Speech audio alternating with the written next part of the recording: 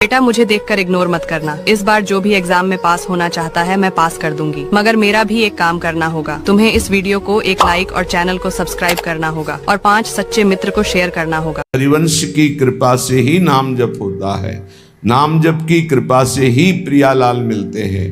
प्रियालाल मिल गए, पूर्णता हो गई।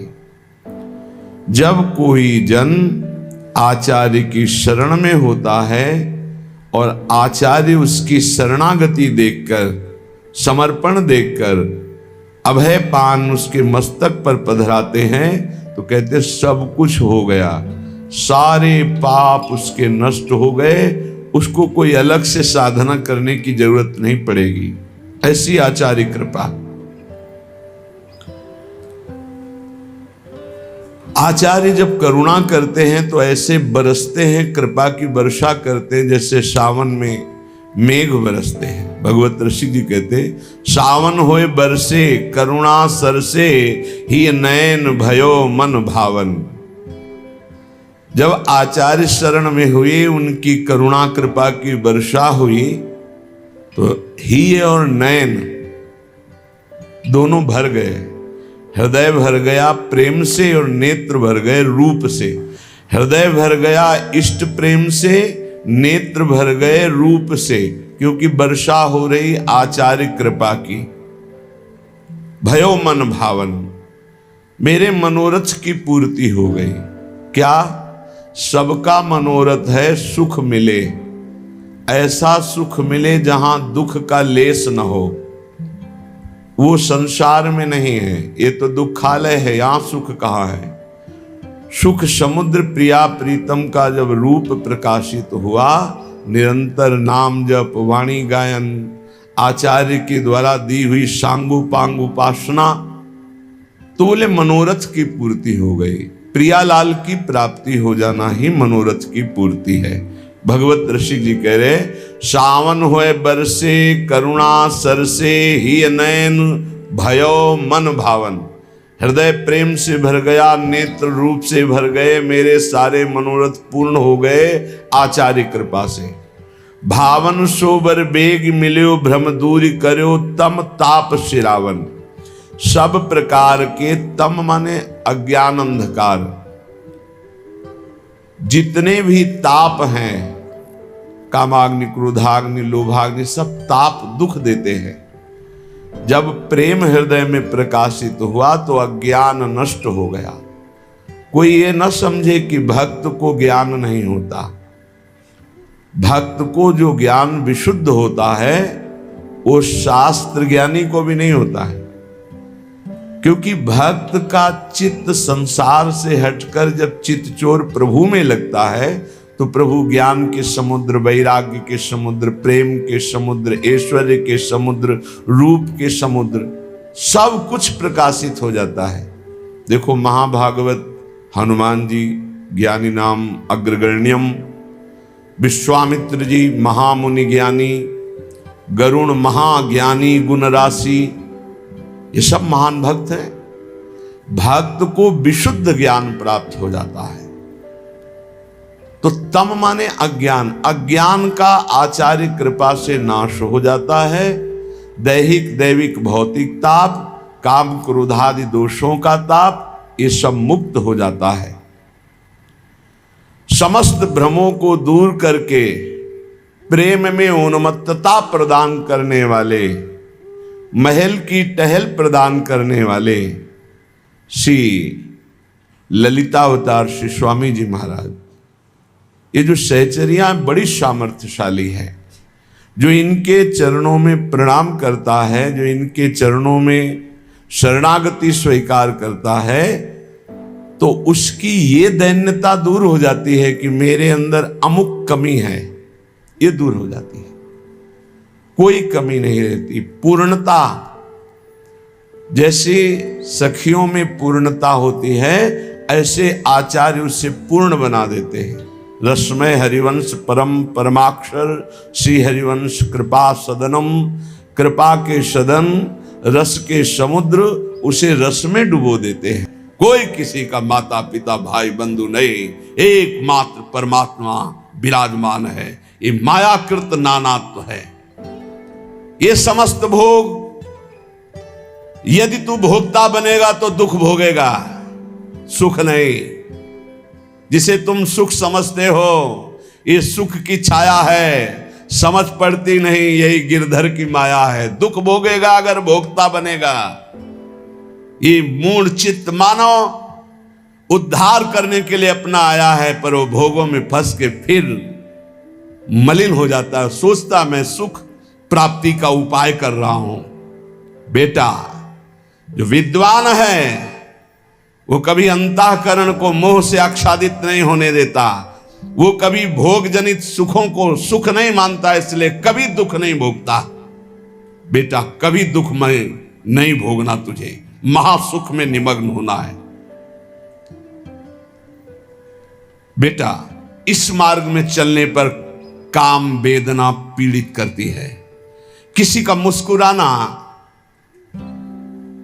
किसी का रूप प्रदर्शन करना, ये हड्डी और मांस और चमड़े के लेप का प्रदर्शन है। मां बोल रही है मदालसा। किसी का मुस्कुराना, किसी का हाव भाव प्रकट करना, बेटा ये हड्डी के ऊपर लगे हुए मांस और चमड़े की चमक का प्रदर्शन है।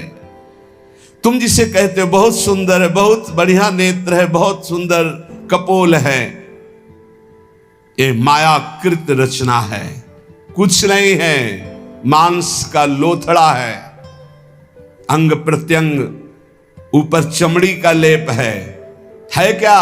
नरक तुल्य शरीर, नरक तुल्य शरीर, बहुत सुंदर। बेटा, तुमने ध्यान दिया, राज परिवार में जन्मे हो, जब सवारी पर चलते हो तो सवारी और होती, तुम और होते हो। ऐसे ही बेटा, ये शरीर तुम्हारी सवारी है, ये शरीर और है, तुम और हो। सवारी में बैठा हुआ जैसे ये नहीं मान लेता कि मैं सवारी हूं, ऐसे बेटा इस शरीर में रहते हुए तो कभी मत मान कि मैं शरीर हूं। ये देह दृष्टिगोचर होता है, जो दृष्टिगोचर हो रहा है ये मायाकृत है, इसलिए मूर्खता का त्याग कर। धन्यो सिरे, धन्य है तू, मेरा पुत्र बना है। ब्रह्मबोध संपन्न ये माता है, हर पुत्र को भगवत प्राप्त महात्मा। जब आखिरी पुत्र को राजा ने कहा कि मुझे दे दो, मेरा भी अधिकार है जैसे माता का अधिकार है, तब उससे कहा कि बेटा, मैं तुम्हें परम हित की बात बता रही हूं। प्रतिदिन बिना ब्रह्म ऋषियों को भोजन कराए भोजन मत पाना।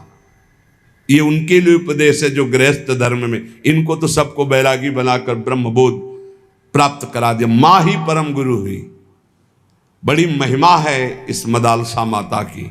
धन्य है कोई ऐसी माता होती होंगी जो अपने पुत्र को भगवत प्राप्ति का, कि अब बेटा तुझे किसी और मां की गर्भ में नहीं जाना पड़ेगा। मैं प्रण करती हूं, अपने पति से कहा था मदालसा जी ने, अगर मेरे गर्भ में जो भी जीव आएंगे तो उनको ब्रह्मबोध करा के ही छोड़ूंगी, दोबारा किसी मां के गर्भ में जाए ऐसा नहीं होने दूंगी। जब आखिरी पुत्र को रोक लिया तब उन्होंने कहा, बेटा बिना ब्रह्म ऋषियों को भोजन कराए भोजन मत करना। बंधु बांधवों की इच्छाओं को पूर्ण करने की में तत्पर रहना। किसी की जैसे पदार्थ हैं, वस्तुएं हैं, पहले अपने बड़े बुजुर्गों को, बालकों को, सबको देके फिर प्रयोग करें। अपने हृदय में सदैव सबकी भलाई का ध्यान रखना। गृहस्थ धर्म में रहते हुए ये बातें समझ लीजिए। धन्य है वो जिनकी रसोई में कोई अतिथि रोज पाते रहते, संत महात्मा वैष्णव जन। इसीलिए ब्रजवासी जन धन्य है। 2500 संत जो है रोज माधुकरी मांगते इनके दरवाजे में। अब तो कलिकाल का समय आ गया तो गांव नगरों में अब वैसी लाभ वृत्ति नहीं रह गई, क्योंकि संत जन धाम और तीर्थों का आश्रय लेके भजन करने लगे। अब भ्रमण करें तो लोग कहते हैं बच्चा चोर है, मार डालते हैं, घेर लेते हैं, लाठियां चलाते हैं। कैसा प्रभाव कलयुग का है। अरे ऐसे घेर के सैकड़ों लोगों ने मिलकर के संतों को मारा कि पूछो मत, जैसे कोई जंगली जानवर आ गया हो। अरे भाई, यदि तुम्हें लगा कि ये चोर है या ये अमुक है तो तुम्हें बंदी बना लेना चाहिए, कमरे में बंद कर देते। दिन में आप जांच करते, तुम इतने लोग थे, ऐसे कैसे मार दिए? तो आजकल भ्रमण का भी समय नहीं रह गया। नहीं तो पहले सब नगर गांवों को सौभाग्य मिलता था, दंडी सन्यासी वैष्णव जन जा जाकर के भिक्षान्न पाते, उनकी बुद्धि शुद्ध होती। अब वो भी नहीं सौभाग्य गृहस्थों को रह गया, कहीं कहीं ऐसा सौभाग्य। जो सदैव अपनी रसोई में बने हुए अन्न को गौग्रास निकालता है, पक्षियों के लिए निकालता है, अतिथि को भोजन कराता है, उसकी गृहस्थी पावन हो जाती है, गृहस्थ धर्म उसका पावन हो जाता है। अपने मन में सदैव श्री हरि के नाम का चिंतन करना, उनके ध्यान में रहना, काम क्रोधादि 6 शत्रुओं को गृहस्थी में रहते हुए जीत लेना, और माया का आवरण तुम्हें ढक न पाए इसलिए सावधान रहना। जो धन के लिए धर्म का आश्रय लेता है, धन के लिए धर्म का आश्रय लेता है, उसका धन उसके परिवार की उन्नति कराता है। जो धन अधर्म से कमाता है उसके परिवार का पतन हो जाता है, नाश हो जाता है। धन का प्रयोग सदैव दूसरों के सुख के लिए उतना पर्याप्त है जितना अन्न पेट में चला जाए, वस्त्र, और बकाया परिवार की सेवा, राष्ट्र की सेवा, अन्य जनों को जिनको आवश्यक है उनकी सेवा। ये कमाने के लिए भेजे गए हो, ये ज्यादा जमा करने के चक्कर में मत पड़े, नहीं जमा रहेगा, वो जमा रहेगा, दूसरे ही उसका प्रयोग करेगा। आप तो ना सुकृत कर पाए, सद्व्यय कर पाए, और ना उसका भोग कर पाए, व्यर्थ में आपका गया। गांव में तो कई ऐसे मकान खुदाई पर मिलते थे कि दीवार मोटी मोटी होती थी, उनमें कलसे में रुपए रखे मिलते थे। अब बोलो एक एक सिक्का जोड़कर मर गए, ना धर्म किया ना स्वयं भोग किया, और जमा ऐसे पड़ा रहा। इसलिए बेटा धर्म का आश्रय लेकर धन कमाना और उस धन का सद्व्यय करना, सत्पुरुषों की सेवा में, सद्व्यवहार में, कभी पराई निंदा मत करना। ये मदालसा माता कहे, कभी पराई निंदा मत करना। विपत्ति से विपत्ति आ जाए तो भी किसी की निंदा मत करना। अगर कोई विपत्ति में पड़ा हो तो दौड़ करके उसका सहयोग करना। इस तरह तू आचरण करेगा तो तू भगवत प्राप्त हो ही जाएगा गृहस्थी में रहते हुए। भगवान में असीम विश्वास रखने वाले वीडियो को लाइक करें, एक प्यारा सा कमेंट करें। ऐसी ही वीडियो देखने के लिए घंटी का बटन दबाएं और चैनल को सब्सक्राइब करें।